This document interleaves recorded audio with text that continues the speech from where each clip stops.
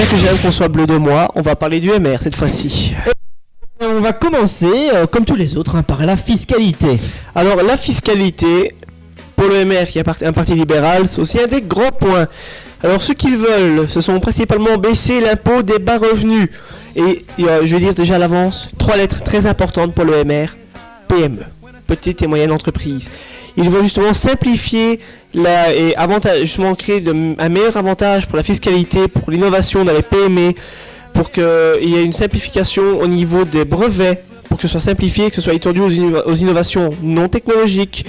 Ils veulent justement augmenter le pouvoir d'achat des revenus moyens en assurant une plus grande progressivité de l'emploi, promouvoir une relance économique en faveur de cet emploi, simplifier l'impôt des sociétés dont on parlait tantôt, qui a un lien avec les revenus notionnels, et s'inscrire dans la moyenne européenne, tout particulièrement au niveau des PME, avec une taxation à 23%. On va parler de l'immigration cette fois.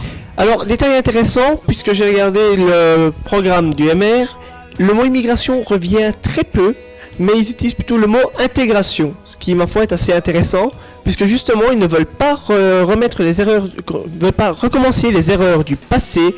Ils veulent créer des mesures visant pleinement à l'intégration, à l'émancipation, et justement créer un facteur d'intégration avec la connaissance de la langue et les valeurs de base de notre démocratie. Il y aura un réel parcours d'intégration pour les personnes d'origine étrangère, et le parcours d'accueil sera obligatoire pour les primo-arrivants. La régularisation des personnes ne se fera qu'en cas d'une politique exceptionnelle, et il y aura surtout une mise en place de réadmission au niveau des accords et une déchéance de la nationalité automatique pour les terroristes et les peines supérieures à 5 ans. D'accord. Voilà. On enchaîne avec l'emploi et le social, à nouveau le gros morceau. Ça. Alors l'emploi social, gros morceau, mais on peut assez vite le synthétiser dans la musique où ils veulent redynamiser les PME et les autres entreprises car elles sont trop petites et trop tournées vers l'intérieur. Ils veulent créer de nouvelles entreprises ou agrandir celles existantes et améliorer les exportations, viser l'Europe ou le mondial pour justement créer une plus grande compétitivité et que la Belgique soit très présente sur les marchés mondiaux ou européens ou mondial plutôt. Ils veulent aussi diminuer tout ce qui est coûts salariaux et énergétiques afin de favoriser la dite compétitivité et ne pas avoir de taxes trop élevées comme la Belgique pourrait faire et donc se tirer une balle dans le pied vis-à-vis des exportations possibles des entreprises en lien avec le point avant. Donc là on resterait dans le libéralisme. Ah oui, l'emploi social est très libéral dans la logique où ils veulent aider les entreprises diminuer les taxes des entreprises pour pouvoir diminuer les taxes ou créer une taxation juste vis-à-vis de ces entreprises. On enchaîne donc avec l'enseignement. Alors l'enseignement au niveau du MR, ils veulent quant à eux toujours en lien avec les PME et on va retrouver malgré tout un peu d'emploi social, oui.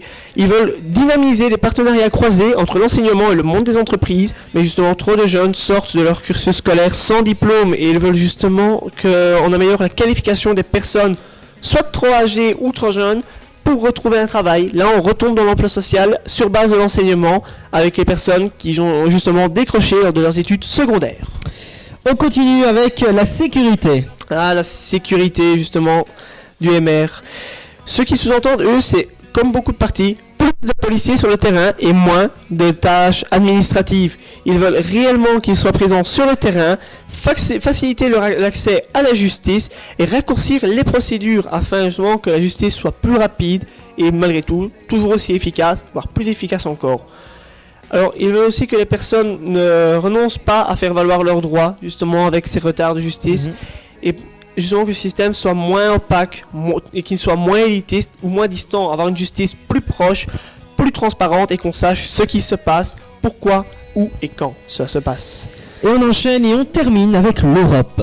Alors l'Europe, c'est bien sûr l'Europe libérale. Ils veulent dégager des marges pour investir dans les secteurs de croissance, c'est-à-dire les secteurs énergétiques, la communication, l'industrie, la recherche et développement qui est très important, et l'innovation technologique en Europe qui est très élevée. Et enfin, l'instauration d'un salaire minimum européen.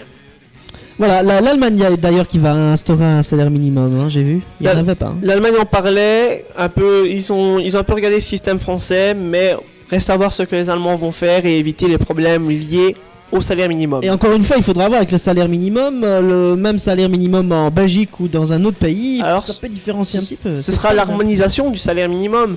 Mais, suivant le pays alors. mais pour harmoniser le salaire minimum en Europe, il faut justement que le coût de la vie soit le même partout. Voilà, et ça c'est déjà pas facile. Ça, c'est le grand problème. Dans ce cas-là, c'est une Europe un peu plus grande, une Europe encore plus supranationale.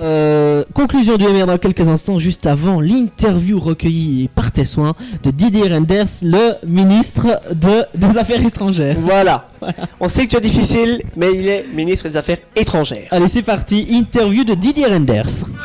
Réécoute toutes tes émissions préférées de Valentino fait de la radio sur le www.valentinofaitdelaradio.com. Mais je crois simplement qu'on doit tout faire maintenant pour proposer la meilleure formation possible à toute la jeunesse dans notre pays. Donc il y a des enjeux majeurs qui sont devant nous. On est dans une université, il y a un enjeu de qualité dans les universités, faire en sorte que l'on recherche l'excellence.